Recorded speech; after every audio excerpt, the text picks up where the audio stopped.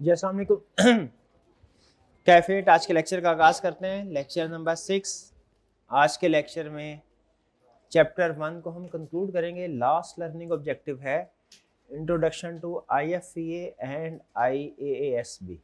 जी study करना है हमने। कंसेप्ट ये सारा रिप्रोडक्शन वाला है कि स्टडी पॉइंट ऑफ व्यू से अहम नहीं है आज का जो कंसेप्ट हम स्टडी करने जा रहे हैं, लेकिन रिप्रोडक्शन में भी कोई क्वेश्चन पूछ सकता है इससे। लेकिन उससे पहले प्रीवियस लेक्चर्स जो हमने कवर किया था उसमें कंसेप्ट स्टडी किए थे हमने दो, एविडेंस और ऑडिट प्रोसीजर। दोनों ऑडिट को अंडरस्टैंड करने के पॉइंट ऑफ व्यू से अहम कंसेप्ट्स थे। पहले क्विज कंडक्ट करवाते हैं इनका ताकि आपका अंडरस्टैंडिंग लेवल मुझे पता चल जाए, फिर इसके बाद क्वेश्चन आंसर सेशन होगा, उसमें अगर कोई क्वेश्चन पूछना चाहते हो पूछ लीजिएगा। स्टार्ट करें जी। क्विज का लिंक, लाइव क्विज का लिंक आप लोगों के ग्रुप में शेयर कर दिया गया है, जल्दी से क्लिक कीजिए ताकि हम क्विज को स्टार्ट करें।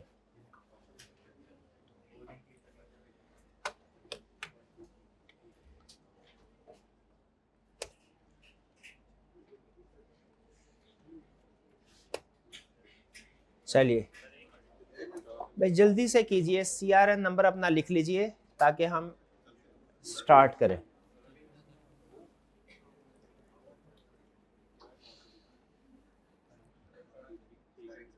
चलिए आपका पहला क्वेश्चन ये रहा आपके सामने।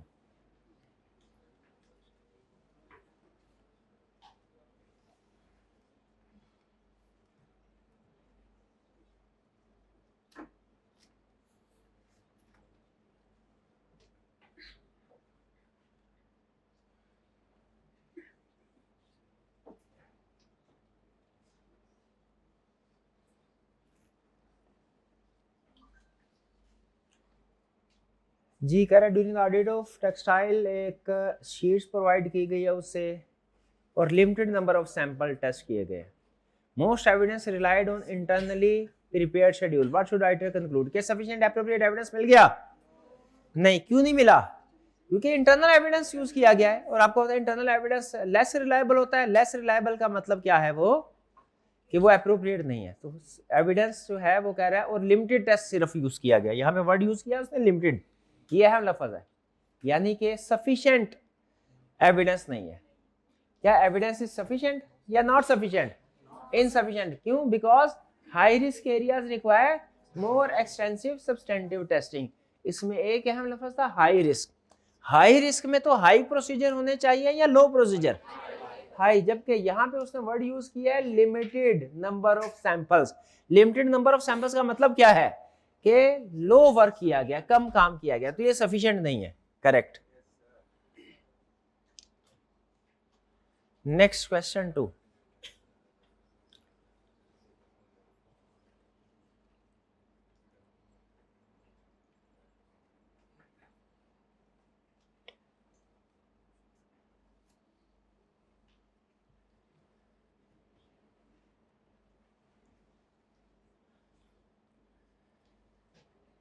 While adding cash balance, I have to consider evidence source. ठीक है, which is the most reliable form of audit evidence? Most reliable form कौन सी है? क्यों बी क्यों नहीं है? Cash count summary prepared by management, ये इंटरनल है, ये लेस रिलायबल है। और ये सी क्यों नहीं है? Verbal assurance, verbal less reliable. शाबाश। फोटोकॉपीज भी नहीं है क्योंकि ओरिजिनल मोर रिलायबल। शाबाश। तो written confirmation directly from bank about balances most reliable है, रिटन है, थर्ड पार्टी से मिला है और ओरिजिनल होता है।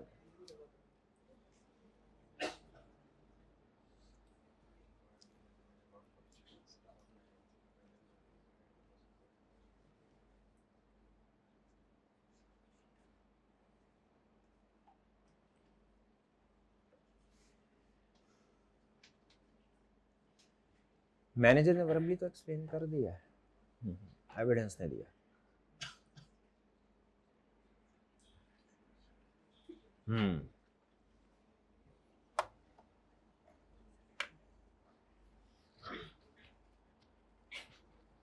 वो कह रहे हैं इंक्वायरी की है मैनेजर से। क्या इंक्वायरी अलोन सफिशिएंट एविडेंस होता है? कभी भी नहीं।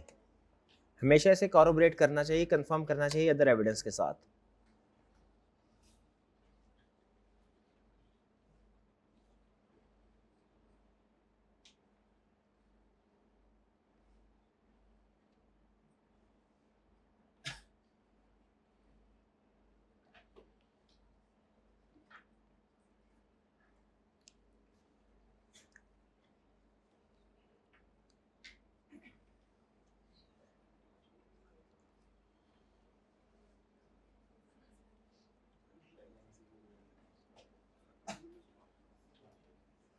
जी observation provides evidence limited to the time.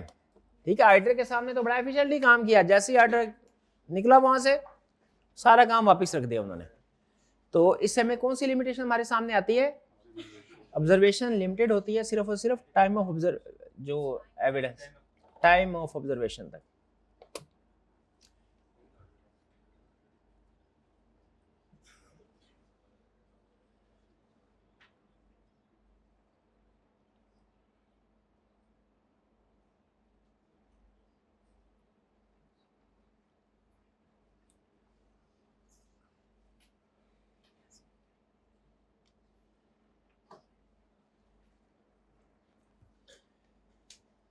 Confirmation letter send किया जी कुछ डेटर्स को और जवाब नहीं आया। जिनसे जवाब नहीं आया क्या समझा जाए?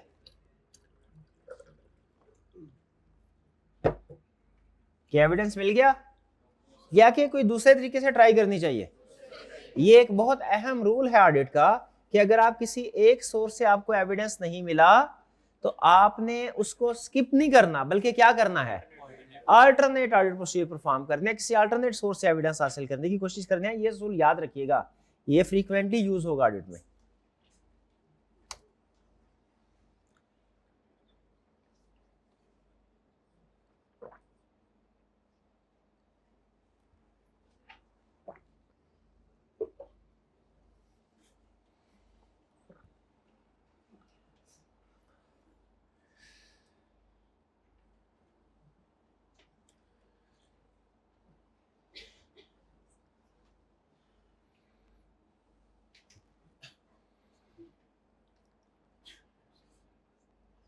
इनवॉइसेस सीक्वेंशियली प्री नंबर्ड है, पहले से नंबरिंग की गई है, subject to periodic review by supervisor. अच्छा, ये इस लफ्ज से कि जो भी डॉक्यूमेंट्स इस्तेमाल हो रही हैं उनकी ऑलरेडी नंबरिंग हुई है, इससे हमें तसल्ली हो जाती है कि डॉक्यूमेंट्स कंप्लीट होगी, कोई डॉक्यूमेंट मिसिंग नहीं होगी। अगर मिसिंग होगी तो चूंकि सीक्वेंस में डॉक्यूमेंट चल रही थी, हमें पता चल जाएगा कि ये डॉक्यूमेंट मिसिंग है। जैसे चेक बुक आपने देखी होगी, उसमें जितने भी चेक्स होते हैं वो सीक्वेंशली प्री नंबर्ड होते हैं, पहले से नंबर छपे होते हैं और वो सीक्वेंस में होते हैं, ताकि अगर कभी आपकी चेक बुक से आपकी इजाजत के बगैर, नॉलेज के बगैर कोई चेक मिसिंग हो, आपको पता चल जाए, आप फौरन बैंक को फोन करके उस चेक की पेमेंट रुकवा दें। तो सीक्वेंशली प्री नंबर्ड होना गुड थिंग है या बैड थिंग है? गुड थिंग है, गुड कंट्रोल की निशानी होती है कि प्री नंबरिंग हो डॉक्यूमेंट्स की। तो कह रहा है प्री नंबरिंग है, और फिर सुपरवाइजर रिव्यू भी करते हैं। सुपरवाइजर्स का चीजों को रिव्यू करना, सीनियर्स का चीजों को रिव्यू करना, उनको अप्रूव करना, क्या ये गुड कंट्रोल है या बैड कंट्रोल? गुड कंट्रोल है। तो इससे क्या होगा? रिलायबिलिटी बढ़ गई, कम हो गई? हमने स्टडी किया था अगर इंटरनल कंट्रोल स्ट्रांग होगा तो रिलायबिलिटी कंपैरेटिवली इंक्रीज हो जाएगी। तो इसमें डी ऑप्शन करेक्ट है। ठीक है, ए नहीं है। रिलायबिलिटी डिक्रीज क्यों? देखिए, नॉर्मली सेल इनवाइस की रिलायबिलिटी डिक्रीज होती है, लेकिन यहां पे वो उसको लिंक कर रहा है मजीद इंफॉर्मेशन के साथ। वो मजीद इंफॉर्मेशन क्या है? कंट्रोल स्ट्रांग है। जब कंट्रोल स्ट्रांग होते हैं ना, तो रिलायबिलिटी कम भी हो तो कंपैरेटिवली वो रिलायबिलिटी बढ़ जाती है, वो मॉडरेट लेवल की हो जाएगी, कंपैरेटिवली हाई हो जाएगी। इसीलिए ए ऑप्शन गलत है।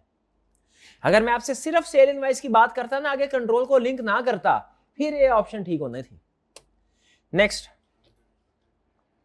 Second last question.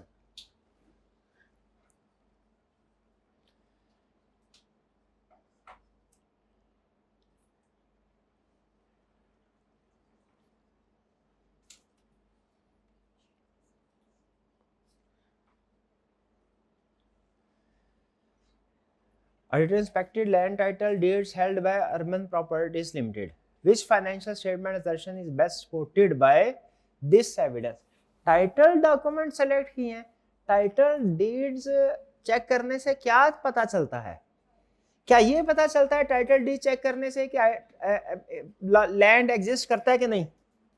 नहीं, टाइटल डॉक्यूमेंट से लैंड की एग्जिस्टेंस तो नहीं चेक होती। ठीक है, क्या चेक होता है?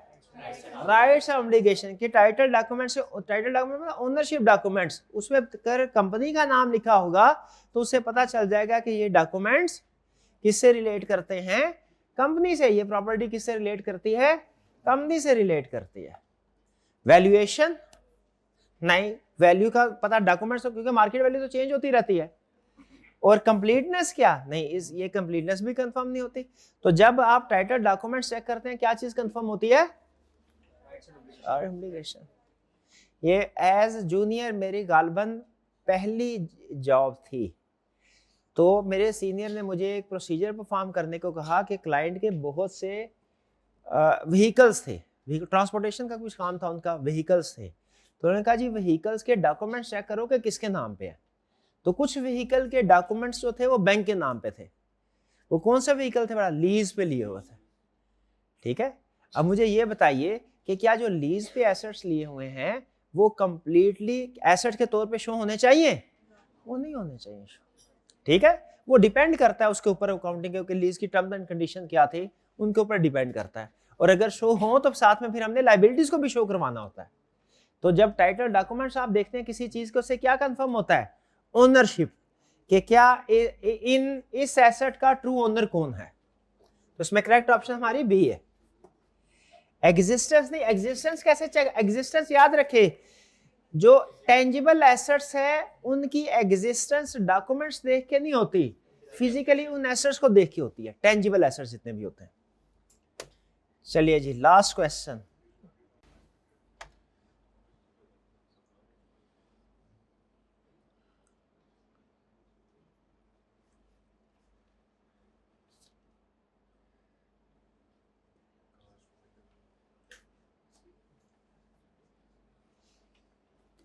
कहता ओरिजिनल की बजाय फोटोकॉपी प्रोवाइड कर दी, क्यों? फोटोकॉपी की रिलायबिलिटी कम होती है। फोटोकॉपी को आसानी के साथ अल्टर किया जा सकता है, किया जा सकता है कि नहीं?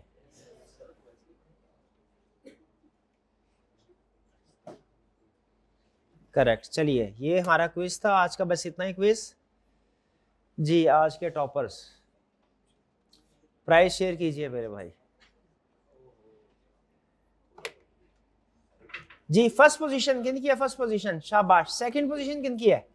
Second. Third position, fourth position, fifth position, sixth position, शुक्र है, seventh position, eighth position, eighth position. Hybrid class में है कि online? Eighth position, ninth position, tenth position. शाबाश। ये हाइब्रिड क्लास में क्यों नहीं पोजीशन आई? हाइब्रिड क्लास, अच्छा एक पोजीशन आई है, जरा बताइए, ये इनसे पूछिए फीमेल स्टूडेंट से, कौन सी पोजीशन आई है इनकी? शाबाश जी, बताइए कौन सी पोजीशन है? एट्थ पोजीशन, ठीक है, शाबाश। और ये हाइब्रिड क्लास में रूम नंबर 4 में कोई पोजीशन क्यों नहीं आई? क्या रूम नंबर 4 में इंटेलिजेंट स्टूडेंट्स नहीं बैठे हुए? जल्दी से बताइए। ये भाईजान जो तीसरे बेंच पे बैठे हैं, ये वेस्ट कोट वाले, इनसे मेरी बात करवाएं। ये कोई अक्लमंद आदमी लग रहे हैं मुझे, शक्ल से तो अक्लमंद नजर आ रहे हैं, लेकिन प्राइज नहीं इन्होंने लिया। नहीं, आगे फ्रंट पे, फ्रंट पे है, फ्रंट, ये सामने से थर्ड, यही वाले, ये आपके लेफ्ट पे। हाँ जी, यही। भाईजान बताइए, आपकी क्लास में पोजीशन क्यों नहीं आई? क्या आपकी क्लास में लेक्चर ठीक तरीके से अल्फाज नहीं पहुंचते? क्या चीज? मसला नेट का है, ऐसे ना करें यार। नहीं तो शाम को कोई नेट यूज नहीं करते आप, मुझे बताएं। कल रात को अगर आपने कोई नेट यूज नहीं किया मैच के दौरान में तो फिर ठीक है, बताइए नेट यूज किया था कि नहीं? क्या कह रहे हैं भाई? मुझे सिर्फ ये बताइए, कल नेट यूज किया था कि नहीं कल शाम में?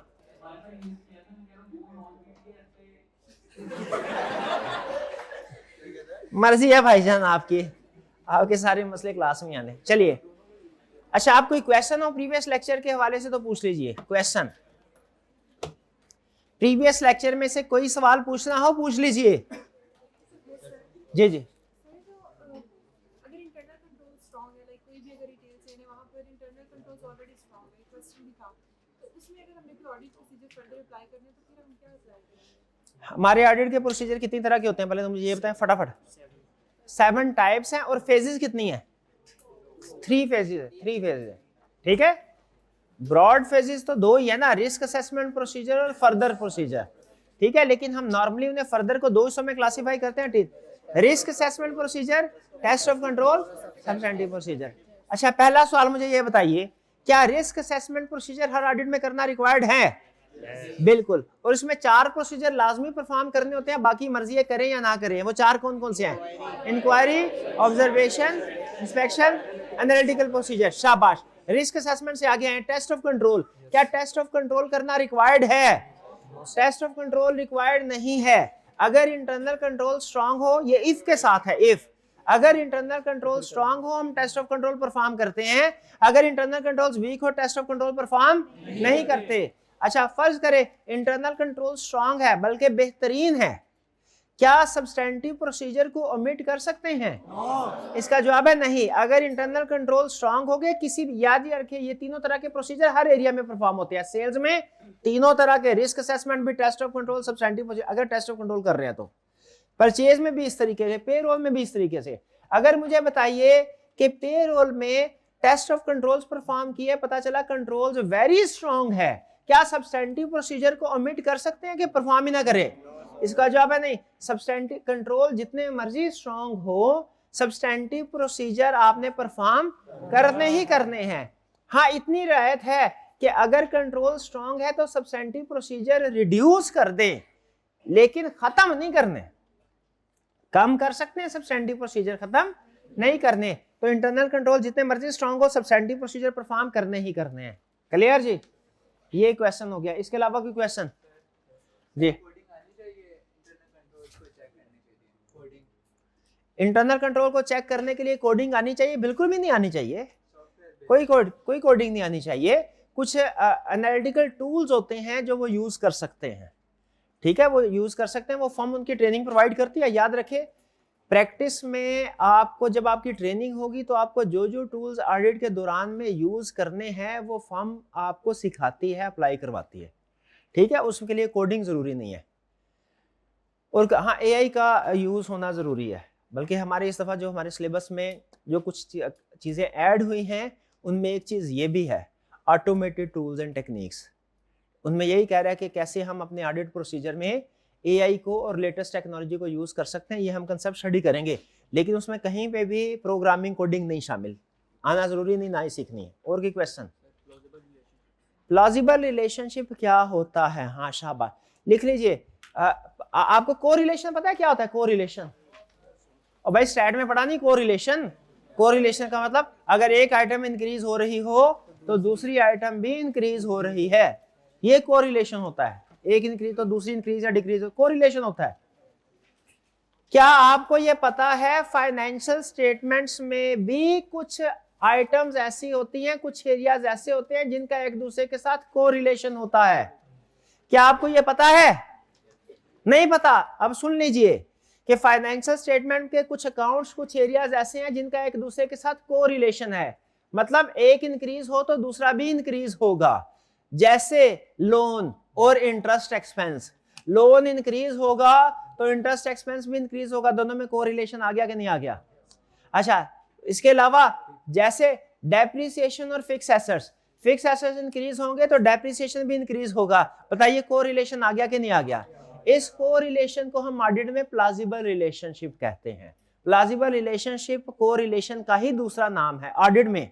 अब भैया ऑडिट में कोरिलेशन को क्या बोलते हैं? ऑडिट में कोरिलेशन को क्या बोलते हैं? Plausible relationship. शाबाश, ठीक है। अच्छा, जब आपको पता चल जाए ना कि प्लॉजिबल रिलेशनशिप है दो आइटम्स के दरमियान में, आप बड़ी आसानी से एनालिटिकल प्रोसीजर परफॉर्म कर सकते हैं। इसलिए उसने एनालिटिकल प्रोसीजर में प्लॉजिबल रिलेशनशिप का वर्ड यूज किया है कि जब एनालिटिकल प्रोसीजर आप परफॉर्म करते हैं ना, उसमें आपको पता है कंपैरिजन करते हैं, रेशो एनालिसिस करते हैं। तो अगर कुछ दो आइटम्स का आपस में प्लॉजिबल रिलेशनशिप सामने आ जाए तो फिर आप एनालिटिकल प्रोसीजर परफॉर्म कर सकते हैं। जैसे डेप्रिसिएशन और फिक्स एसेट्स का प्लॉजिबल रिलेशनशिप है ना, आप बड़ी आसानी से फिक्स एसेट्स की बेस पे डेप्रिसिएशन को वेरीफाई कर सकते हैं। कैसे? फिक्स एसेट को डेप्रिसिएशन रेट के साथ मल्टीप्लाई कर दो। फिर मुझे बताइए, क्या लोन की अमाउंट का और इंटरेस्ट एक्सपेंस का प्लॉजिबल रिलेशनशिप है? क्या दोनों एरियाज कोरिलेशन है दोनों में? तो जब आपने लोन को वेरीफाई कर लिया, आप बड़ी आसानी के साथ इंटरेस्ट एक्सपेंस को भी वेरीफाई कर सकते हैं। बोले कैसे? लोन की अमाउंट के साथ रेट को मल्टीप्लाई कर दें, हो गया कि नहीं वेरीफाई? अगर उतना ही रिकॉर्ड किया हुआ है क्लाइंट ने तो उसका मतलब है ठीक है, वरना गलत। तो प्लॉजिबल रिलेशनशिप का मतलब क्या है? कोरिलेशन। शाबाश। अब अगर समझ आ गया तो एक एग्जांपल मैं आपके सामने रख रहा हूं, आपने मुझे बताना है दोनों में प्लॉजिबल रिलेशनशिप है कि नहीं, और अगर है तो इसको फिर कैसे एनालिटिकल प्रोसीजर के जरिए से वेरीफाई कर सकते हैं। नंबर ऑफ एम्प्लॉइज और पेरोल एक्सपेंस, दोनों में क्या प्लॉजिबल रिलेशनशिप है? बिल्कुल है। तो बताइए जरा, नंबर ऑफ एम्प्लॉइज की बेस पे आप कैसे पेरोल एक्सपेंस को वेरीफाई कर सकते हैं? हाँ, मल्टीप्लाई करके। नंबर ऑफ एम्प्लॉइज को मंथली सैलरी से मल्टीप्लाई कर दें और फिर 12 से मल्टीप्लाई कर दें, सैलरी एक्सपेंस आ गया पूरे साल का। भाई समझ रहे हैं ये प्लॉजिबल रिलेशनशिप का फायदा? समझ रहे हैं कि प्लॉजिबल रिलेशनशिप होने से एनालिटिकल प्रोसीजर परफॉर्म करना आसान हो जाता है, और अगर प्लॉजिबल रिलेशनशिप ना हो तो फिर एनालिटिकल प्रोसीजर नहीं, जब दो चीजों का आपस में ताल्लुक ही नहीं है। ठीक है, रिपेयर एक्सपेंस का शेयर कैपिटल के साथ ताल्लुक है कोई? है कोई ताल्लुक? एक चीज के बढ़ने से दूसरी नहीं बढ़ रही, तो फिर इसका मतलब है इस पे आप एनालिटिकल प्रोसीजर परफॉर्म नहीं कर सकते। क्लियर हो गया प्लॉजिबल रिलेशनशिप? शाबाश। बताइए, तो प्लॉजिबल रिलेशनशिप का इज इक्वल टू कोरिलेशन, मतलब एक अकाउंट बढ़ेगा तो दूसरा भी बढ़ेगा, और फिर आपने सोचना हमारे प्लॉजिबल रिलेशनशिप किस काम आता है? एनालिटिकल प्रोसीजर के काम आता है। और कोई क्वेश्चन?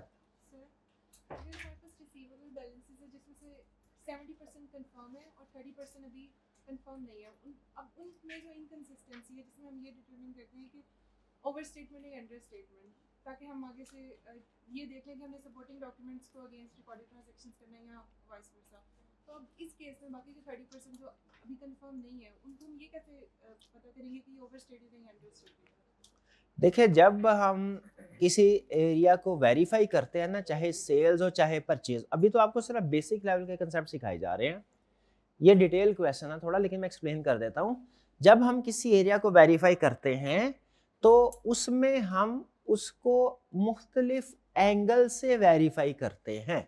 अब ये थोड़ा सा मैं कंसेप्ट को आगे लेके, आज का कंसेप्ट इजी है क्योंकि रिप्रोडक्शन वाला है, तो मैं एक छोटा सा टेक्निकल कंसेप्ट आपके सामने रख रहा हूँ। आप इससे पहले मैंने असर्शन का वर्ड यूज किया है क्लास में, एक्सप्लेन किया असर्शन का। मैंने क्या बताया था? Assertion area. हाँ सुन ले, असल में असर्शन का मतलब एरिया नहीं है, असर्शन का मतलब एरिया नहीं है। मैं थोड़ा सा फर्क अब आपके सामने रखता हूं। आपने जब साइंस पढ़ी, तो मैंने साइंस नहीं पढ़ी हुई, मतलब हल्का सा बस मुझे अंदाजा है कि शायद इस तरह का होता होगा। जिस स्टूडेंट ने साइंस पढ़ी है वो जरा मुझे करेक्ट करवा दे अगर मैं गलत हूँ। साइंस में हमारा कोई स्ट्रक्चर होता था, इस तरह के चीजें मिल के बनी है। एक होता था मॉलिक्यूल से या एटम से? एटम से। और एटम किससे मिलके बने हैं?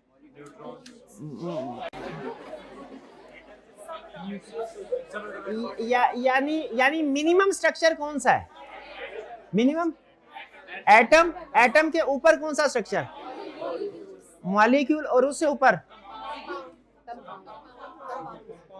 कंपाउंड। हाँ ठीक है, कंपाउंड, मॉलिक्यूल, एटम, या जो भी है वो साइंस नहीं हमारा। मैं भाईजान समझाना ये साइंसदान भाई समझाना ये चाह रहा हूं कि आपने ऊपर मेन स्ट्रक्चर रखा, उसको जब आपने किसी भी चीज को एनालाइज करना होता है ना, तो आपने उसके डिटेल लेवल पे जाके उसको एनालाइज करना होता है। ये प्यारे भाई ना करे यार, तो उसके डिटेल लेवल पे जाना होता है।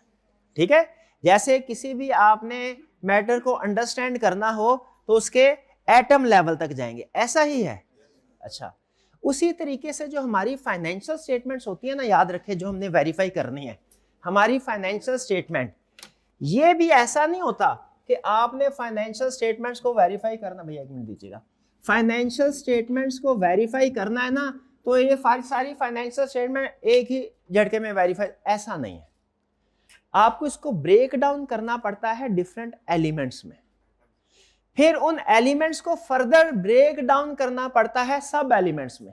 जैसे आपकी साइंस वाली लैंग्वेज में बात करें तो पहले उनको मॉलिक्यूल में डिवाइड करेंगे और फिर मॉलिक्यूल को एटम में डिवाइड करेंगे, फिर उस एटम लेवल पे जाके अंडरस्टैंड करेंगे ना, तो फिर आपको पूरी कहानी समझ आएगी, सारी चीजें कैसे चल रही है। भाई ऐसा ही है। उसी तरीके से याद रखिए, हमारी फाइनेंशियल स्टेटमेंट भी स्ट्रक्चर्ड है। अगर हमने फाइनेंशियल स्टेटमेंट्स को वेरीफाई करना है ना, तो ऐसा कोई तरीका नहीं है कि एक प्रोसीजर से सारी फाइनेंशियल स्टेटमेंट वेरीफाई कर ले, ऐसा नहीं पॉसिबल। हमें क्या करना पड़ता है, इसको पहले ब्रेक करना पड़ता है डिफरेंट एलिमेंट्स में, जैसे इनकम स्टेटमेंट में, जैसे बैलेंस शीट में। फॉर एग्जांपल फिलहाल यहीं तक बात रखते हैं, क्योंकि सबसे अहम आपको पता है complete set of financial statements में यही दो चीजें होती हैं। इसको कर लिया तो मतलब तकरीबन सबको कर लिया। इसको ब्रेक करना है इन दो हिस्सों में, इनकम स्टेटमेंट अलग, बैलेंस शीट अलग। अच्छा, जब इनकम, अब अभी भी बात पूरी नहीं है, क्योंकि इनकम स्टेटमेंट को भी एक प्रोसीजर से वेरीफाई नहीं कर सकते। इसको क्या करना पड़ता है, इसको फर्दर ब्रेक करना पड़ता है डिफरेंट एलिमेंट्स में। बैलेंस शीट को भी एक प्रोसीजर से वेरीफाई नहीं कर सकते, इसको डिफरेंट एलिमेंट्स में ब्रेक करना पड़ता है।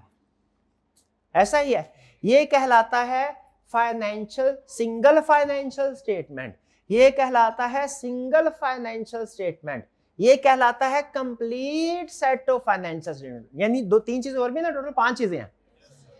तो ये है complete set of financial statement. इसको डिवाइड करते हैं हम सिंगल फाइनेंशियल स्टेटमेंट में।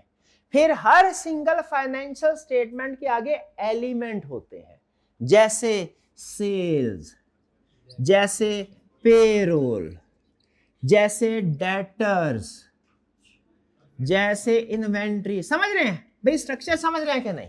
यहां तक क्लियर है? अच्छा, अभी अगली बात सुने। अब पहले मैंने आपको यहां तक समझाया हुआ है, अगली बात सुने। अब अगर आपने एलिमेंट्स को भी वेरीफाई करना है ना, तो एलिमेंट एक प्रोसीजर से वेरीफाई नहीं होते। हर एलिमेंट के फर्दर 6 पार्ट्स होते हैं, हर एलिमेंट के फर्दर 6 पार्ट्स होते हैं। हमने उन पार्ट्स को वेरीफाई करना है। यह हमारा सबसे डिटेल्ड, समझ लीजिए, वो पॉइंट है जिस पे हम वर्क करते हैं, जिस पे हम वेरिफिकेशन करते हैं। इसको बोलते हैं असर्शंस। हर एरिया की 6 असर्शन होती हैं, हर एलिमेंट की 6 असर्शन होती हैं। इनकम स्टेटमेंट के केस में वो असर्शंस कुछ और होंगी, बैलेंस शीट के केस में वो असर्शन कुछ और होंगी, क्योंकि इनकम स्टेटमेंट की नेचर डिफरेंट है, बैलेंस शीट के एरिया की नेचर डिफरेंट है।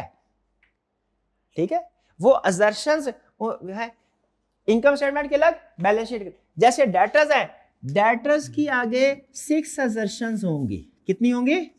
6। सेल्स की, पेरोल की भी 6 होंगे। हम असर्शन लेवल पे काम करते हैं, याद रखिएगा। हम हमेशा, हम किस लेवल पे काम करते हैं? जैसे डेटर्स के केस में एक असर्शन है एग्जिस्टेंस। एग्जिस्टेंस का मतलब है चेक करो डेटर वाकई एग्जिस्ट करते हैं कि नहीं, ये एक असर्शन है। एक असर्शन है कंप्लीटनेस। कंप्लीटनेस का मतलब है चेक करो कि सारे के सारे डेटर्स रिकॉर्ड हो गए कि नहीं, कहीं कोई डेटर मिसिंग तो नहीं है। ये एक दूसरी असर्शन है। एक और असर्शन भी है, वो असर्शन है existence, completeness, rights and obligation.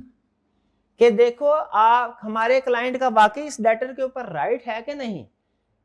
ठीक है, कहीं ऐसा तो नहीं डेटर को आगे सेल कर दिया हो। फैक्टरिंग का कंसेप्ट पढ़ा हुआ आपने? किसी को सेल करके पैसे ले लेते हैं, कहते हैं भाई तुम ले लेना उससे पैसे। Rights and obligation. फिर एक और होता है वैल्यूएशन एंड एलोकेशन। देखो कि क्या जो डेटर्स हैं प्रॉपरली उनकी अमाउंट प्रॉपर वैल्यूड है कि नहीं। ये डिफरेंट असर्शंस होती हैं।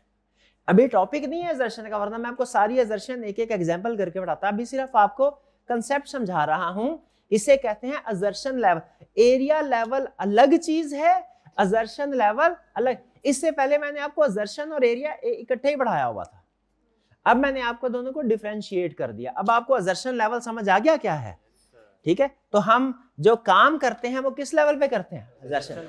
अब प्रैक्टिकली जब आप जाएंगे ना, तो आप पार्टनर जब आपसे कहेगा डेटर्स को वेरीफाई करो, तो फिर क्या करेंगे आप? पहले एग्जिस्टेंस को वेरीफाई करेंगे, फिर कंप्लीटनेस को, फिर बाकी की असर्शन को, फिर जो भी असर्शन। जब 6 असर्शन वेरीफाई हो जाएंगी, आप पार्टनर से कहेंगे सर मैंने डेटर्स वेरीफाई कर लिया है। पार्टनर कहेगा अभी एक एरिया हुआ, दूसरा एरिया भी वेरीफाई करो। फिर क्या किया जाएगा? यही काम दूसरे एरिया में भी करेगा। जब सारी असर्शन वेरीफाई हो जाएंगी तो इसका मतलब क्या हुआ, एक एरिया वेरीफाई हो गया, एक स्टेप ऊपर आ गए। जब सारे एरियाज वेरीफाई हो गए तो फिर एक हमारा एक फाइनेंशियल स्टेटमेंट वेरीफाई हो गया, और जब पांचों फाइनेंशियल स्टेटमेंट वेरीफाई हो गए तो फिर complete set of financial statement.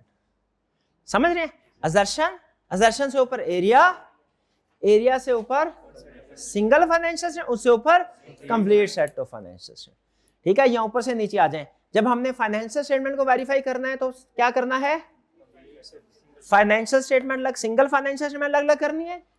फिर हर सिंगल फाइनेंशियल स्टेटमेंट में क्या करना है, फर्दर एरियाज, और फिर हर एरिया से नीचे क्या करना है, डिवाइड कर असर्शन। हम किस लेवल पे रिस्क असेसमेंट करते हैं, हम असर्शन लेवल पे रिस्क असेसमेंट करते हैं, ओवरऑल लेवल भी असर्शन लेवल।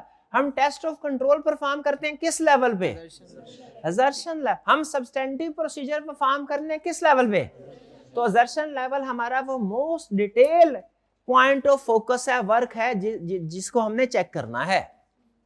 ये ज़हन में रखिएगा, ठीक है। तो आपने इससे पहले जो अल्फाज सुने ना, एग्जिस्टेंस, वैल्यूएशन, ये क्या था, ये असर्शंस के नाम थे, असर्शन के नाम। जैसे आपने मुझे साबित करना है मैं जानदार हूं, साबित करें। वो साइंस ये कहती है हमारी 5 हिस्से होते हैं, 5 होती है 6 होती है, 5 हिस्से होते हैं। ऐसा ही है ना, अगर आपने मुझे जानदार साबित करना, अगर मैं अपने आप को साबित करना चाहता हूं कि मैं एक जानदार, तो मुझे क्या करना पड़ेगा, 5 हिस्सों को एक एक करके साबित करना पड़ेगा। जब ये साबित होगी तो इसका मतलब क्या साबित हो गया, मैं एक जानदार हूं, मैं इंसान हूं। भाई ऐसा ही है ना, कोई एक हिस्स भी अगर मेरी काम नहीं कर रही, इसका मतलब है मैं एक मुकम्मल इंसान नहीं हूं, मेरे में कोई ना कोई कमी है। ऐसा ही है। तो उसी तरह जो एक एरिया होता है ना, एरिया, उसकी भी 6 हिस्से होते, 6 असर्शंस होती हैं। हमने हर असर्शन को अलग अलग चेक करना है। एक असर्शन भी गलत हुई ना तो इसका मतलब है हमारी फाइनेंशियल वो एरिया मिसस्टेटेड है। जब वो एरिया मिसस्टेटेड है तो इसका मतलब क्या है, फाइनेंशियल स्टेटमेंट मिसस्टेटेड है।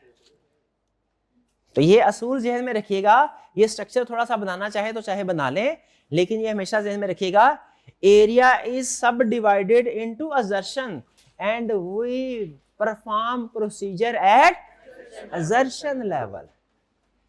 ये आगे चल के जब हम पढ़ेंगे ना आगे इस कंसेप्ट, ये शायद डेली डिस्कस नहीं होगा कंसेप्ट, लेकिन आपने याद रखना है आगे चल के हमारा एक मेजर चैप्टर है, उसकी बेस है ये असर्शन। फिर प्रैक्टिस में जब आप जाएंगे ना तो आपको पेज दिया जाता है कि आपने ये प्रोसीजर परफॉर्म करने हैं। सेल्स का एरिया आपको दिया जाएगा, उसके अंदर प्रोसीजर लिखे होंगे, लेकिन प्रोसीजर से पहले हेडिंग लिखी होगी असर्शन की, फिर आगे प्रोसीजर लिखा होगा।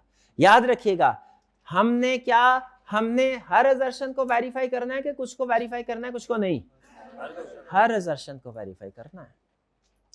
डन जी। चलिए, और कोई क्वेश्चन पूछना चाहते हैं पूछ लें। शाबाश, पूछो पूछो पूछो। मैं तो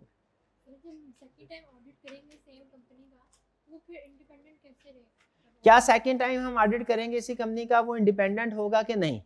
देखिए, कोड ऑफ एथिक्स एक हमारा डॉक्यूमेंट है, वो मैं कहता है कंसेक्टिवली 3 दफा अगर आप ऑडिट करें ना तो कोई प्रॉब्लम नहीं है, क्योंकि बहरहाल आप आउटसाइड पार्टी हैं। ठीक है, बहरहाल आप कौन है, आउटसाइड पार्टी हैं। 3-4 दफा भी ऑडिट कर लें प्रॉब्लम नहीं है। हाँ, जब 6-7 दफा आप ऑडिट कर रहे हो ना, 6-7 साल हो गए हो बार बार ऑडिट करते हुए, फिर प्रॉब्लम है, फिर आप इंडिपेंडेंट नहीं रहते। ठीक है, लेकिन 3-4 दफा ऑडिट करने से प्रॉब्लम कोई नहीं है। ठीक है, वो सेम इंडिपेंडेंट रह सकता है। और कोई क्वेश्चन? ये कैसे हमें पता चलेगा कि कितना एविडेंस हमें चाहिए, यानी कब एविडेंस सफिशिएंट हो गया है, ये कैसे पता चलेगा? याद रखें, ये आपकी जजमेंट पे डिसाइड होता है। आपको कैसे पता चलता है कि काउंटिंग में एक टॉपिक के सफिशिएंट क्वेश्चन हो गए हैं, आपकी तैयारी हो गई है और आपको नेक्स्ट टॉपिक में मूव कर जाना चाहिए? कैसे पता चलता है?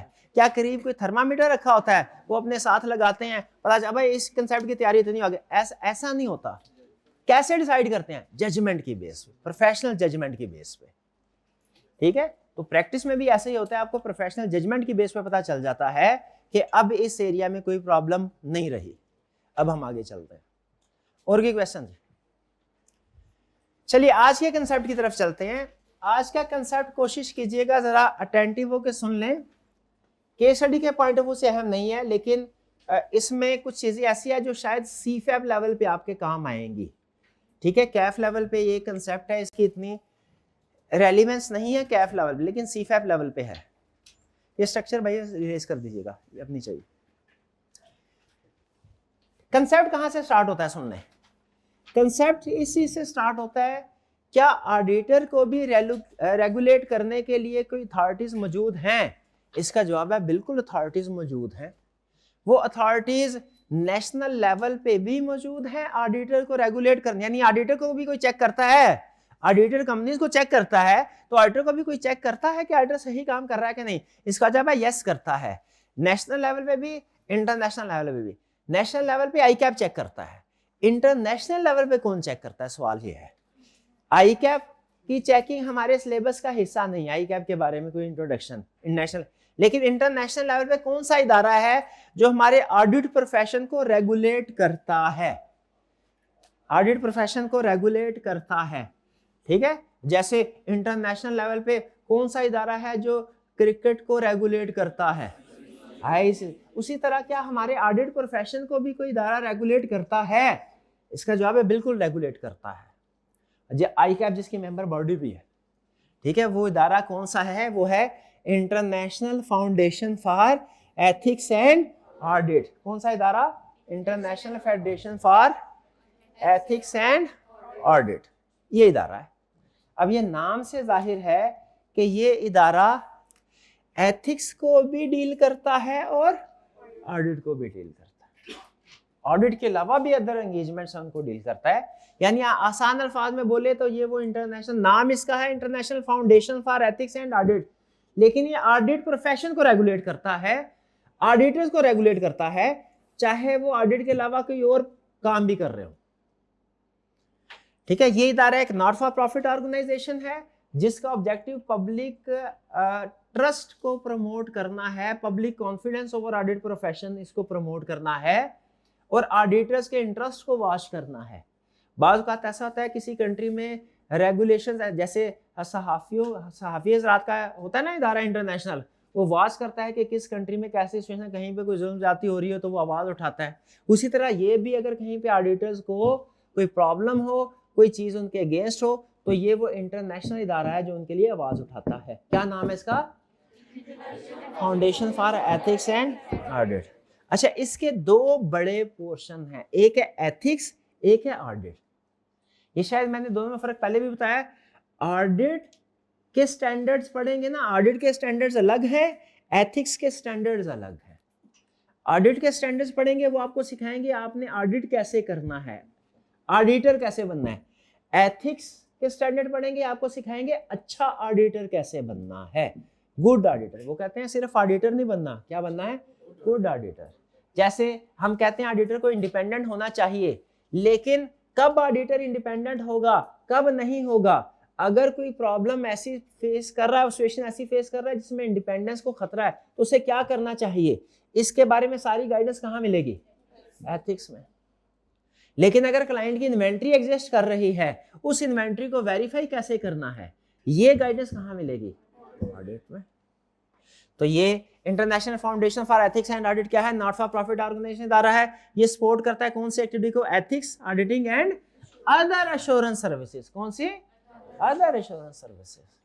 यानी आपको पता है ऑडिट के अलावा भी अदर एश्योरेंस सर्विसेज है। वो कौन सी एश्योरेंस सर्विसेज ऑडिट के अलावा? बताइए। ऑडिट के अलावा किसी एक और रिव्यू रिव्यू के बारे में कभी पढ़ा हमने? बताया आपको रिव्यू के? लिमिटेड एश्योरेंस नहीं पढ़ा हुआ ये? चले ओके, कोई बात नहीं, कोई बात। Standard setting body. तो ये समझ लीजिए कि ऑडिट के अलावा कुछ और भी एंगेजमेंट्स हैं जो हमारे सिलेबस में बिल्कुल इंट्रोडक्शन लेवल की हद तक माइंड में हमने पढ़नी है, वो भी यही रेगुलेट करता।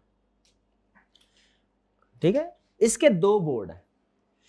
एथिक्स के स्टैंडर्ड इशू करने के लिए, इसकी कंप्लायंस को इंश्योर करने के लिए अलग बोर्ड है, उसका नाम है IESBA। गालबन ये है international ethics standard board for accountants. Accountant इसे चार्टर्ड अकाउंटेंट की वजह से कहा गया, क्योंकि ये नॉर्मली चार्टर्ड अकाउंटेंट होते हैं ना। और एक है IAASB, international auditing and assurance standard board. IAASB किससे डील करता है? ऑडिट से। और IESBA ये बोर्ड किससे रिलेट करता है? एथिक्स से। यानी उनके दो बड़े टास्क हैं, उन्होंने मेन जो हमारी ऑर्गेनाइजेशन है उसने उनको दो अलग अलग बोर्ड में डिवाइड कर दिया। अब हमने क्या स्टडी करना है, international auditing and insurance standard board, इसको डिटेल में डिस्कस करना है। क्योंकि हम जो ISAs पढ़ते हैं ना, ISAs वो किसने इशू किए हुए हैं, IAASB। आप अकाउंटिंग स्टैंडर्ड्स पढ़ते हैं, आपने कभी अकाउंटिंग स्टैंडर्ड ओरिजिनल वाले खोल के देखे हैं कभी? नहीं देखे? अच्छा किया है, वो इतनी मोटी किताब होती है। ठीक है, वो एक इदारा इशू करता है इंटरनेशनली, वो ये बताता है कि इंटरनेशनल बेस्ट प्रैक्टिसेस अकाउंटिंग की क्या है। वो गालबन IASB है, वो सिंगल ए के साथ है SB, international accounting standard board. हाँ जी, ये IAASB है, international auditing and assurance standard board. अब वो आपसे पूछ रहा है कि अब आपको इसके बारे में हम बता रहे हैं ये क्या काम करता है। भैया ये एक ही काम करता है बड़ा, क्या? पूरी दुनिया में जितनी भी कंट्रीज जो इस इंटरनेशनल बॉडी के साथ रजिस्टर्ड हैं, ये उनको बताता है कि आपने कैसे ऑडिट करना है। ठीक है, और इसके साथ एफिलिएशन होने का फायदा, एफिलिएटेड होने का फायदा ये होता है कि पूरी दुनिया में एक ही तरह का, एक ही क्वालिटी का ऑडिट हो रहा होता है। यानी इन्वेंट्री को वेरीफाई करने के लिए जो प्रोसीजर पाकिस्तान में परफॉर्म किए जाते हैं, एग्जैक्टली वही प्रोसीजर आपको सिंगापुर, USA, जर्मनी, जितनी कंट्रीज हैं वहां पे भी यही प्रोसीजर परफॉर्म होते नजर आएंगे। यही वजह है कि हमारे अकाउंटेंट्स, पाकिस्तान के अकाउंटेंट्स जो कि IFRS में भी एक्सपर्ट होते हैं, चार्टर्ड अकाउंटेंट, ऑडिटिंग में भी एक्सपर्ट होते हैं, वो पूरी दुनिया में कहीं में भी चले जाए, ठीक है, उन्हें हाथों हाथ लिया जाता है। और यही सिर्फ पाकिस्तान की बात नहीं है, हर वो कंट्री में इदारा जो IAASB के साथ एफिलिएटेड है, जो IFEA के साथ एफिलिएटेड है, चूंकि प्रैक्टिसेस दुनिया में सारी स्टैंडर्डाइज्ड हो रही हैं इस ऑर्गेनाइजेशन के अंडर, तो जब एक कंट्री से आप दूसरी कंट्री में मूव करते हैं ना, तो प्रॉब्लम नहीं होती। वरना आपने अक्सर सुना होगा भी पाकिस्तान का तो ग्रेजुएशन बाहर के मुल्क के मैट्रिक के बराबर है या इंटर के बराबर, इस तरह की बातें सुनते हैं ना। हाँ, लेकिन पाकिस्तान के CA के बारे में आप ऐसा नहीं कह सकते। पाकिस्तान का CA पूरी दुनिया में किसी भी मुल्क के साथ आप उसको खड़ा करके देख लेते हैं, एक इंच पीछे नहीं होगा पाकिस्तान का अकाउंटेंट। क्यों? क्योंकि हम प्रैक्टिसेस ही वो कर रहे हैं जो पूरी दुनिया में चलती है। किस वजह से? इस इंटरनेशनल ऑर्गेनाइजेशंस की वजह से। तो IAASB क्या करता है? वो ये एक इंडिपेंडेंट बोर्ड है, international foundation for ethics and audit का, जो क्या करता है? डेवलप करता है, प्रमोट करता है, इशू करता है। क्या इशू करता है? ऑडिटिंग स्टैंडर्ड्स, ऑडिटिंग और कुछ मिलते जुलते स्टैंडर्ड्स। ऑडिट स्टैंडर्ड भी इशू करेगा और कुछ मिलते जुलते एंगेजमेंट के स्टैंडर्ड भी इशू करेगा IAASB। ठीक है, और ना सिर्फ ये कि ये डेवलप करता है बल्कि प्रमोट भी करता है। यानी ऐसा नहीं है कि इसने स्टैंडर्ड इशू करके सबको कह दिया भैया ये भी आपकी जिम्मेदारी है, आप इसको अप्लाई करो, नहीं। बल्कि अगर जरूरत पड़े तो ये डिफरेंट ऑर्गेनाइजेशन को ऐसी सर्विसेज प्रोवाइड करता है, उनको एक्सप्लेन करने के लिए, उनको इंप्लीमेंट करने के लिए गाइडेंस प्रोवाइड करता है। जैसे फर्ज कीजिए इसने एक ऑडिटिंग स्टैंडर्ड इशू तो कर दिया, ठीक है, लेकिन हमें उसकी कोई पैराग्राफ में प्रॉब्लम है समझने में, हमने इसको लेटर लिख के गाइडेंस पूछी इससे, क्या हमें ये गाइडेंस प्रोवाइड करेगा कि नहीं? करेगा इदारा। यानी ये डेवलप भी करता है स्टैंडर्ड्स और प्रमोट भी करता है, हेल्प भी करता है, असिस्टेंस प्रोवाइड करता है उनको इंप्लीमेंट करने में। अच्छी बात है ना।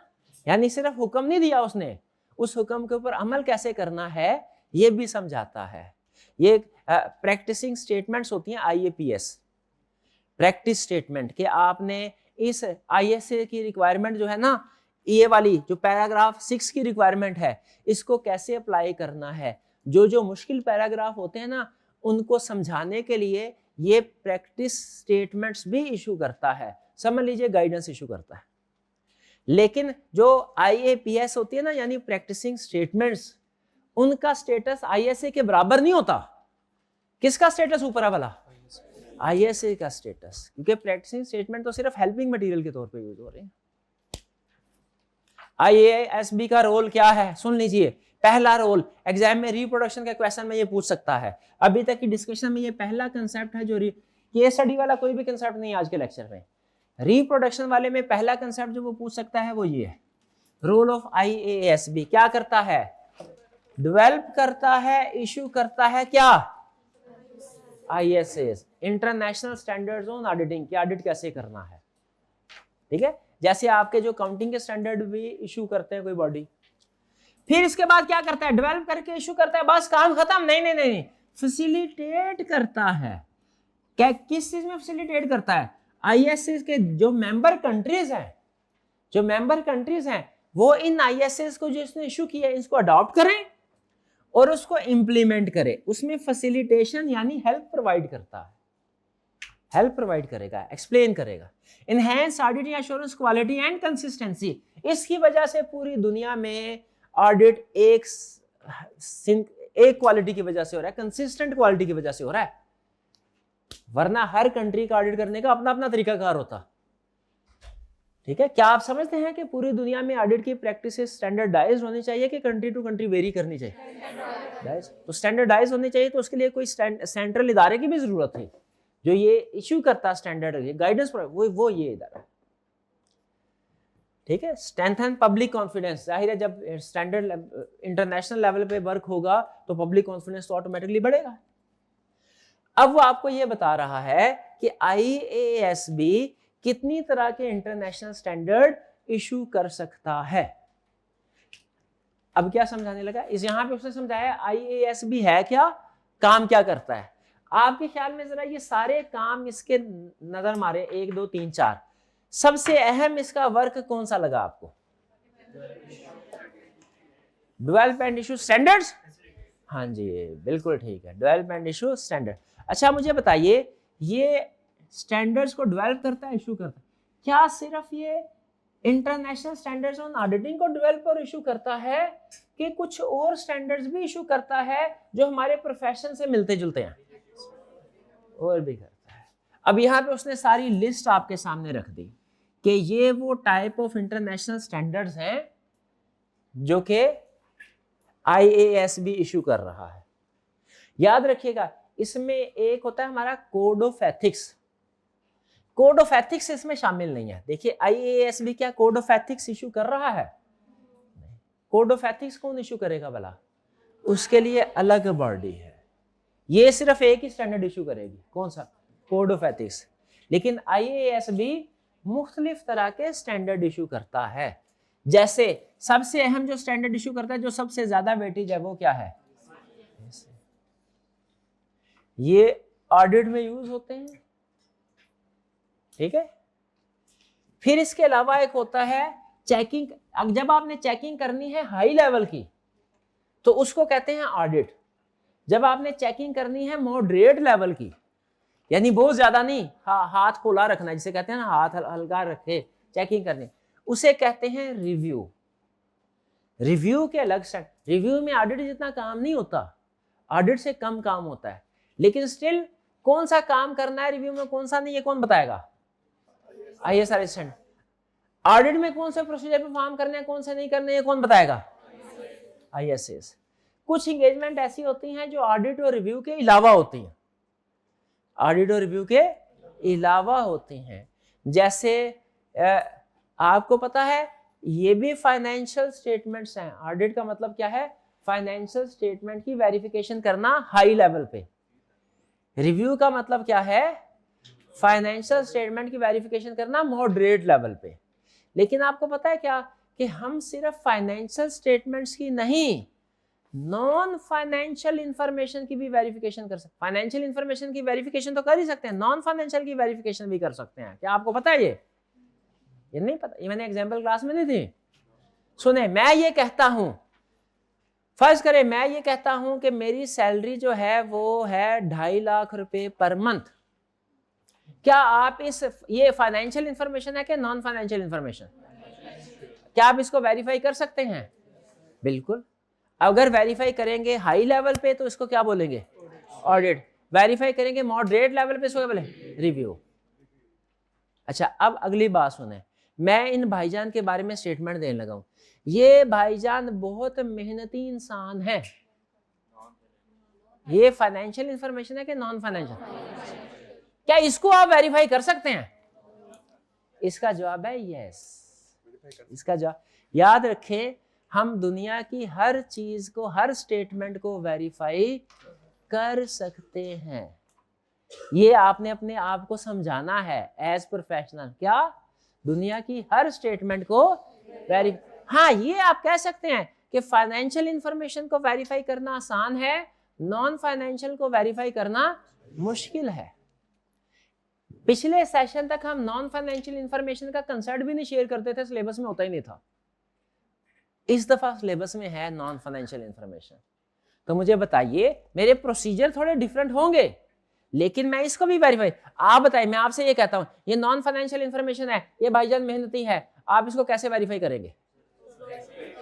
इनकी रूटीन देखेंगे, रोज कितने घंटे पढ़ते हैं, खेलते कितनी देर है, ठीक है, असाइनमेंट करते हैं नहीं करते, टेस्ट देते हैं नहीं, भाई ये चेक कर सकते हैं कि नहीं कर सकते। हालांकि नॉन फाइनेंशियल इंफॉर्मेशन, तो याद रखें, आप दुनिया की हर स्टेटमेंट को वेरीफाई कर सकते हैं। प्रोसीजर डिफरेंट होंगे, प्रोसीजर डिफिकल्ट होंगे, लेकिन कर सकते हैं। तो इसका मतलब दुनिया में सिर्फ ऑडिट और रिव्यू नहीं है, ऑडिट और रिव्यू के अलावा भी बहुत सी टाइप ऑफ एंगेजमेंट है, जैसे verification of non financial information. बताइए, उनके भी स्टैंडर्ड होने चाहिए कि नहीं होने चाहिए? है ना, है ना। उन स्टैंडर्ड को क्या बोलते हैं? International standard on assurance engagement. ठीक है, अगर आप ऑडिट कर रहे हैं तो आप ये पहले वाले सेट के मुताबिक वो एक्टिविटी करेंगे। अगर आप रिव्यू एंगेजमेंट कर रहे हैं तो जो प्रोसीजर परफॉर्म करने हैं वो कहाँ लिखे हुए हैं? यहाँ पे। अगर आप ऑडिट और रिव्यू के अलावा कोई और एश्योरेंस एंगेजमेंट परफॉर्म कर रहे हैं, जैसे नॉन फाइनेंशियल इंफॉर्मेशन, तो फिर कौन से वाले स्टैंडर्ड को फॉलो करना है? International standard on assurance engagement other than audit और रिव्यू। ठीक है, इसमें वो नॉन एश्योरेंस, असल में ना जो आजकल का दौर है वो सिर्फ फाइनेंशियल इंफॉर्मेशन को कंसीडर नहीं करते। कंपनीज की परफॉर्मेंस के जो केपीआईज होते हैं ना, वो सिर्फ फाइनेंशियल नहीं है। वो सिर्फ ये नहीं कहते कि भैया ये कंपनी की सेल कितनी है, प्रॉफिट कितना है। वो कहता है भाई नॉन फाइनेंशियल, बताइए इससे सोसाइटी के लिए क्या किया है। ये तो नहीं लोगों को चर्च पिला पिला के प्रॉफिट बढ़ा दिया है, प्रॉफिट तो आ गया है, सोसाइटी को नुकसान हुआ, ये ऐसे है कि नहीं? तो केपीआई, ये सोशल उनकी कंट्रीब्यूशन, जो नॉन फाइनेंशियल केपीआईज होते हैं ना, ये भी आहिस्ता आहिस्ता दुनिया इसको अहमियत दे रही है कि सिर्फ अहम ये नहीं है कि आप फाइनेंशियल फैक्टर्स में आगे हो, आप नॉन फाइनेंशियल फैक्टर्स में भी एक्सेल करना चाहिए। Next, related services. Related services क्या होती हैं? जैसे ये इन्होंने भी एग्जांपल दी थी, टैक्स सर्विसेज, यानी ये वो सर्विसेज है जिसमें हम वेरिफिकेशन नहीं करते लेकिन हमारे प्रोफेशन से मिलती जुलती है, इसीलिए इसे रिलेटेड सर्विसेज बोलते हैं। फाइनेंशियल स्टेटमेंट्स प्रिपेयर करना, वेरीफाई करना नहीं, फाइनेंशियल स्टेटमेंट वेरीफाई करना इधर आएगा, इधर आएगा। नॉन फाइनेंशियल इंफॉर्मेशन वेरीफाई करना इधर आएगा।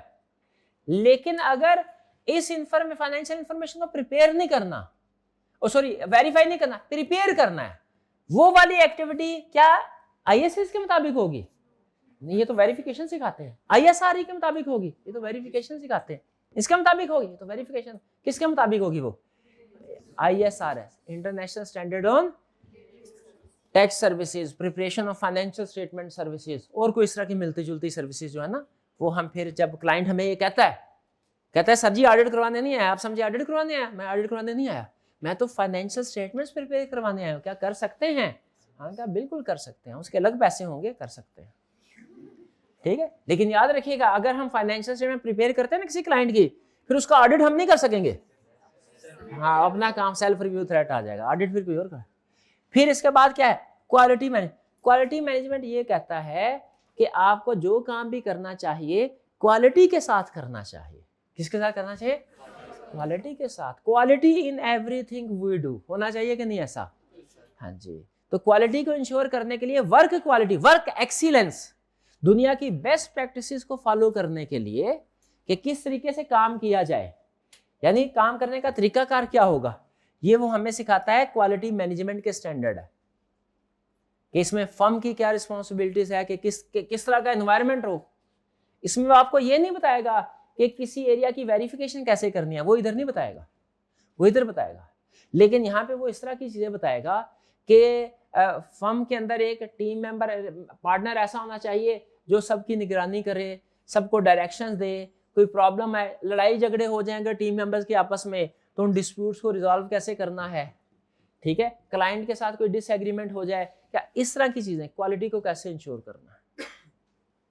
और लास्ट में है इंटरनेशनल ऑडिटिंग प्रैक्टिस। ये आपको पता है, ये गाइडेंस है, किसकी गाइडेंस है वाला, ISS की, लेकिन इनका स्टेटस ना अथॉरिटेटिव नहीं है, ये हेल्पिंग मटेरियल है। कोर मटेरियल हमारा यही है। तो ये सारे स्टैंडर्ड कौन इशू कर रहा है, IASB। क्लियर हुआ ये इस लिस्ट को याद कर ले, ये कैफ लेवल पे आपसे नहीं पूछेगा, लेकिन CFAP लेवल के आपके बहुत काम आएगी, आपने इसको याद कर लेना है। ये समझ लीजिए आपका सिलेबस छप जाएगा आपके जहन में CFAP का, ठीक है। इस छोटी सी लिस्ट है, इसको याद कर लीजिएगा। क्लियर, आगे चलते हैं। कहता है भैया ISS कैसे बनता है, process of developing new ISS, नया स्टैंडर्ड कैसे बनता है, ठीक है, नया ऑडिट का स्टैंडर्ड कैसे बनता है। इसका आगाज होता है ऑडिटिंग स्टैंडर्ड, नया का ऑडिटिंग स्टैंडर्ड बनने का आगाज होता है एक क्रिमिनल से। एक बंदा कोई ना कोई दुनिया के किसी कोने में किसी कंपनी में फ्रॉड करता है। स्टार्ट यहां से होता है कहानी का, कहां से होता है, फ्रॉड से। जैसे ही फ्रॉड सामने आता है, छुपा रहे तो 20-20 साल छुपा रहे, लेकिन जैसे ही सामने आता है IASB कहता है उई ये फ्रॉड कहां से आ गया, क्या कहता है, करके दिखा, ऐसे नहीं, उई करके दिखा, आंखें फिर खुलेगी, उई उई, अरे ये फ्रॉड कैसे हो गया। फिर वो एक सवाल पूछता है, क्या ये जो फ्रॉड किया है क्या इस वजह से किया है कि हमारे स्टैंडर्ड में कोई कमी थी, लूप होल रह गया था जिसका फायदा उसने उठाया, या ये इसकी वजह ये है कि जो ऑडिटर था उसने सही तरीके से काम किए ही नहीं थे। यानी दो पॉसिबिलिटीज है। जैसे इन्वेंट्री में फ्रॉड हुआ तो दो, पहली पॉसिबिलिटी तो ये है कि उस ऑडिटर ने इन्वेंट्री की वेरिफिकेशन ही ठीक तरीके से नहीं की, ठीक है, स्टॉक काउंट करना था, करने के आए नहीं। दूसरी पॉसिबिलिटी ये है कि ऑडिटर ने एज पर एप्लीकेबल स्टैंडर्ड सारे प्रोसीजर ठीक परफॉर्म किए थे। वो फ्रॉड करने वाला इतना बड़ा शातिर था कि उसने ऐसी चीज सोच ली जो आज तक किसी ऑडिटर के जहन में आई ही नहीं थी। बताइए ऐसा हो सकता है कि नहीं हो सकता है, हो सकता है। तो अगर IASB को पता चले कि जी ये फ्रॉड इस वजह से हुआ है कि ऑडिटर ने ठीक तरीके से काम किया ही नहीं था, IASB अपनी टीम को कहता है बस रहने दो, तुम ना उधर जाओ, कहता है इस ऑडिटर को फांसी लगा दे, हमें कोई इतराज नहीं, क्योंकि हमने ऑलरेडी कहा था ये प्रोसीजर परफॉर्म करना है। भाई एक स्टूडेंट को अगर मैंने कहा भाई ये तैयारी करो, ये केस स्टडीज करो, वो नहीं करता और वो फेल हो जाता है, मेरे को कोई टेंशन है, कोई टेंशन नहीं। IASB कहता है मेरे को भी कोई टेंशन किसकी है, जो सारी इंस्ट्रक्शंस के ऊपर अमल भी करे फिर भी खुदा ना खास्ता पास ना हो सके, इन्वेस्टिगेशन तो उसको करना बनता है ना।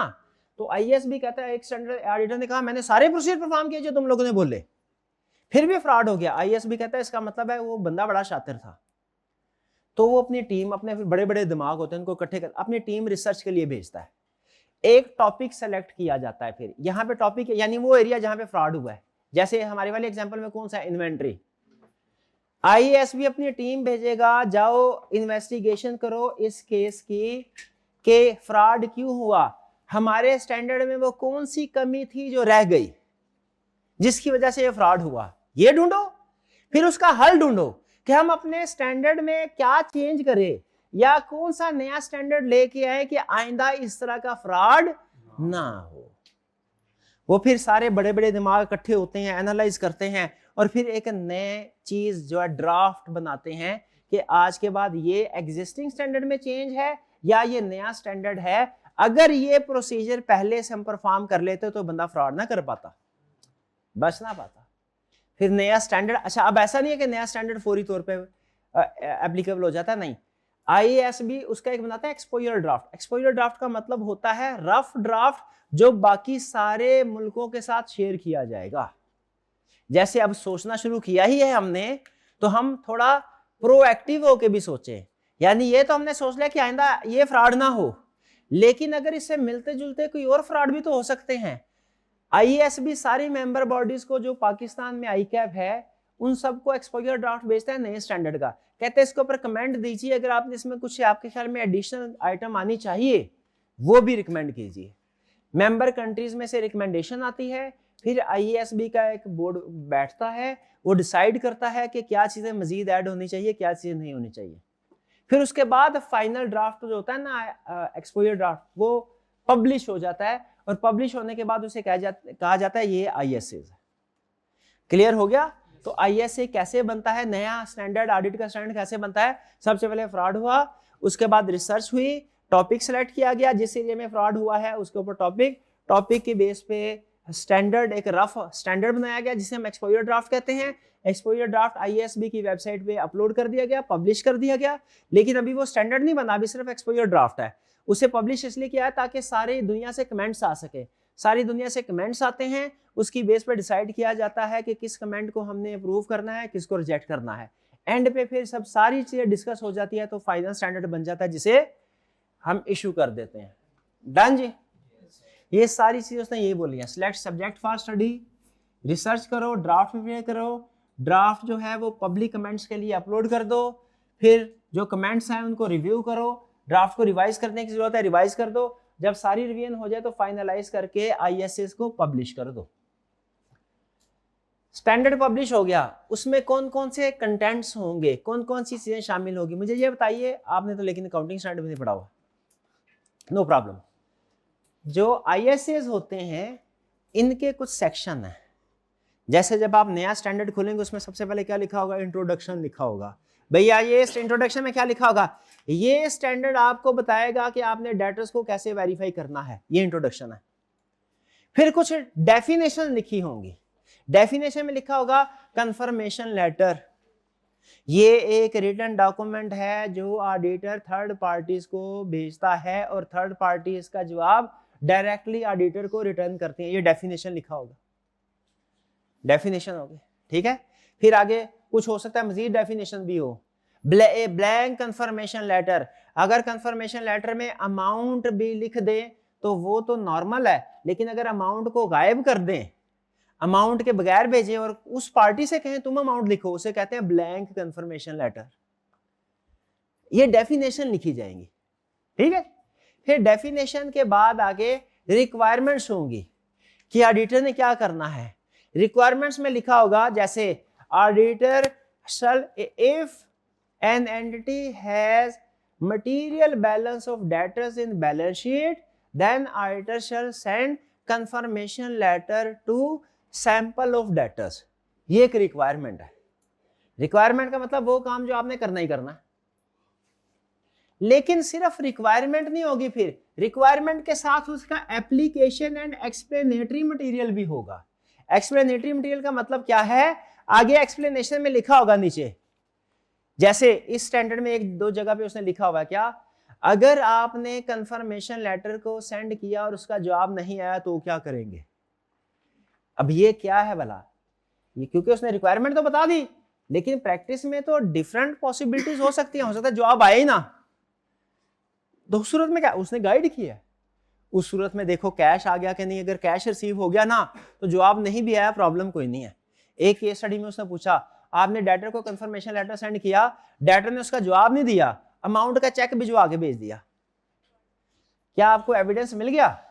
हाँ बिल्कुल मिल गया। वो एविडेंस नहीं मिला, रिक्वायर्ड वाला नहीं मिला, लेकिन अल्टरनेटिव मिल गया।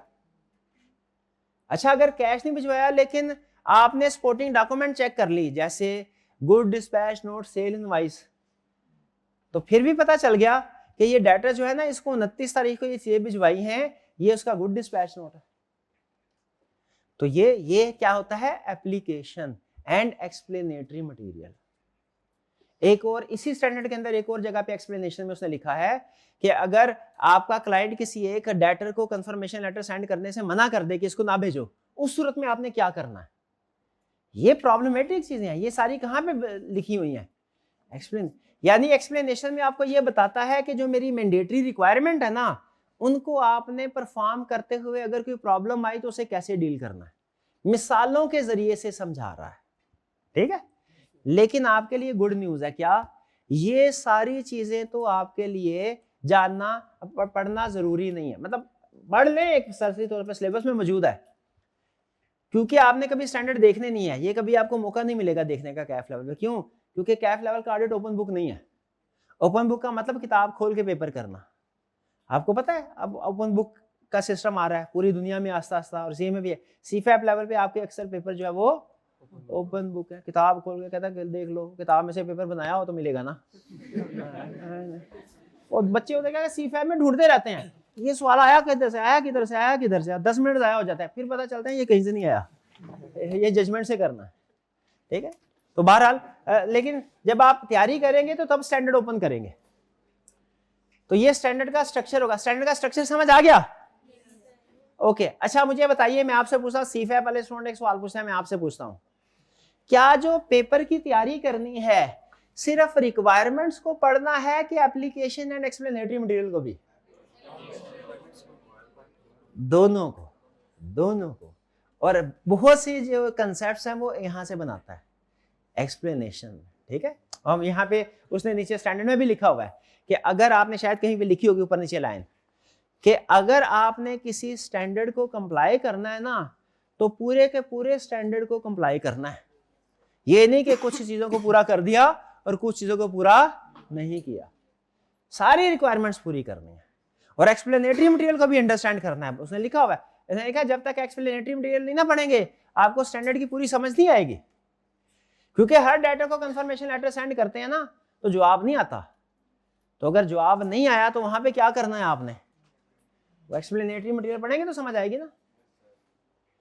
फिर क्या अथॉरिटी या स्टेटस क्या है आईएसएस का? आईएसएस का क्या स्टेटस है भाई? आईएसएस की ये अथॉरिटी है कि अगर आपने ये लिखना है अपनी ऑडिट रिपोर्ट के अंदर, क्या we have conducted our audit in accordance with ISAs, क्या आप ये लाइन लिखना चाहते हैं अपनी ऑडिट रिपोर्ट में? क्या आपको लगता है ये लाइन लिखने से आपकी ऑडिट रिपोर्ट की अहमियत बढ़ेगी? हाँ बिल्कुल बढ़ेगी, इंटरनेशनल स्टैंडर्ड।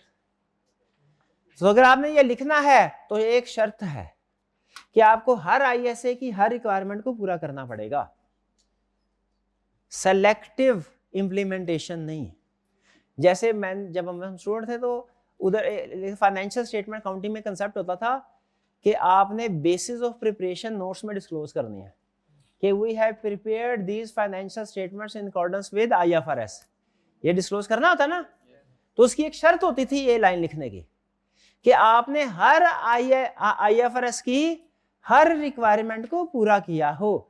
फिर ये है अभी भी शर्त, कोई कंडीशन है कि नहीं पता? नहीं पता, बहरहाल चलें छोड़े।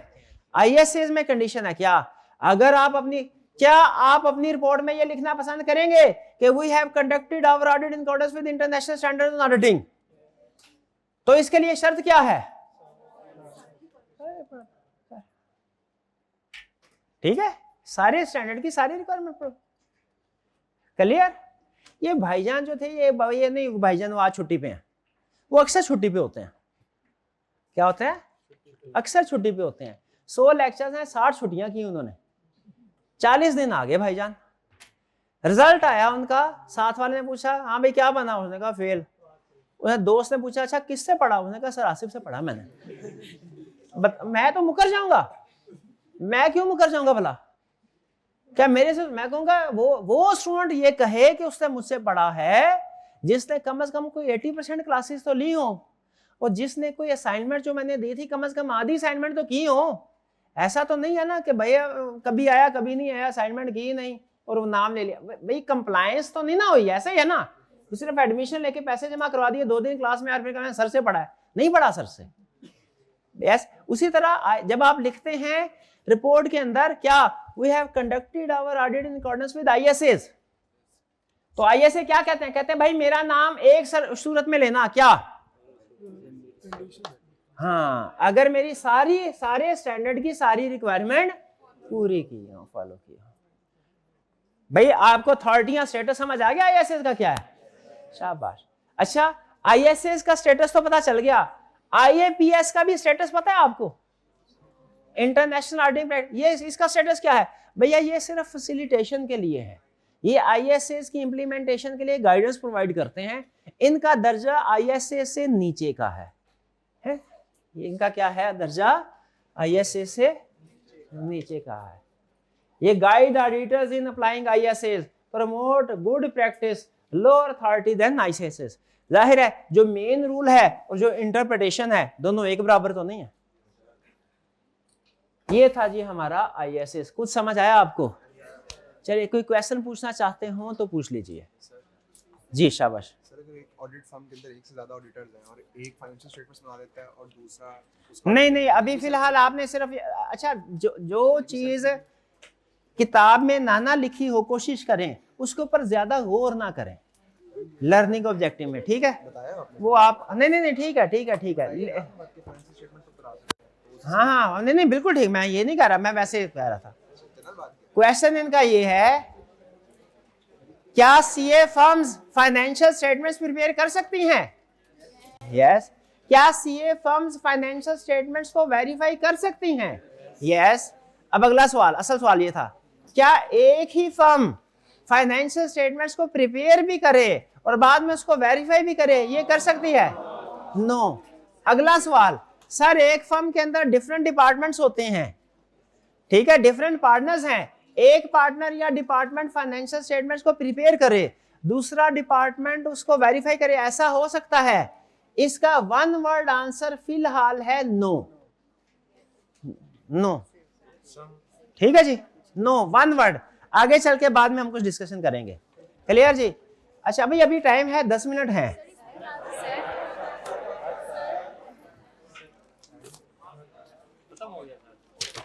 कोई कंसेप्ट रह तो नहीं गया? असर्शन वाली बात आपको समझ आ गई? अच्छा ऐसा करते हैं, मैंने नहीं, मेरा दिल कर रहा है, टाइम है, नहीं जाने देना, नहीं जाने दूंगा, नहीं जाने दूंगा। असर्शन वाला कंसेप्ट पढ़ लेते हैं, अब शुरू हुए है बात। हाँ सुन ले, असर्शन क्या है?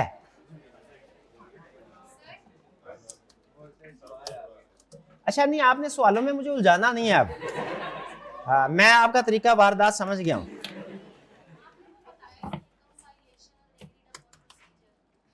वो लिखा हुआ है कंपाइलेशन।